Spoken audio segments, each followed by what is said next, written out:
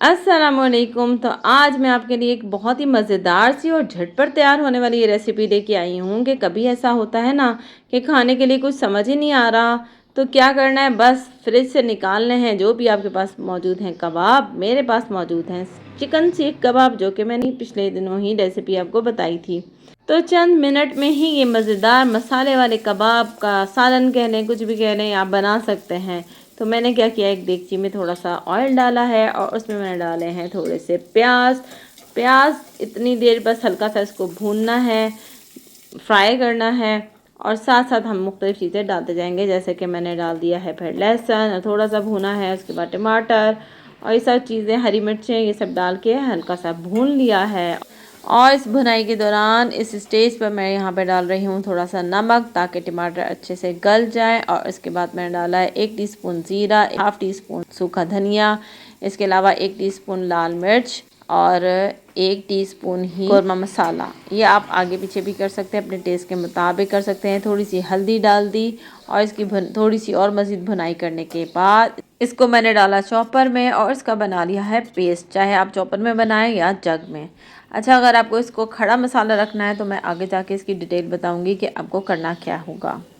अच्छा, याद रखें कि जब मैंने ये पेस्ट डाला है उससे पहले मैंने थोड़ा सा इसमें ऑयल भी डाल दिया था, क्योंकि पेस्ट गाढ़ा था। अगर हम डायरेक्ट डालते तो जलने का इसका खदशा था।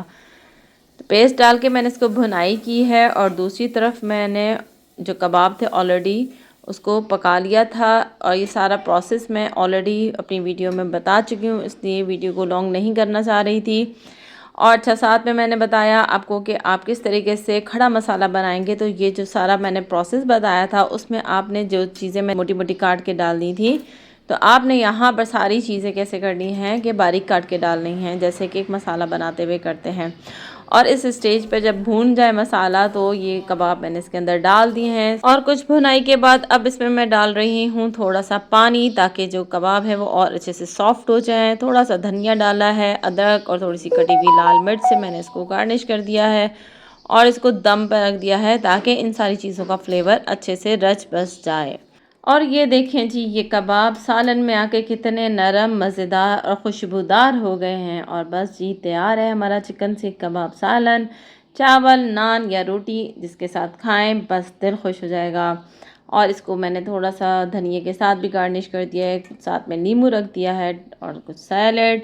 इसके साथ आपको बहुत मज़े का लगेगा, ज़रूर ट्राई कीजिएगा और मुझे ज़रूर बताइएगा कमेंट सेक्शन में कि आपको ये रेसिपी कैसी लगी। वीडियो अच्छी लगे तो लाइक, कमेंट और चैनल सब्सक्राइब करना मत भूलें। मिलते हैं अगली मज़ेदार रेसिपी के साथ इंशाल्लाह। अल्लाह हाफ़िज़।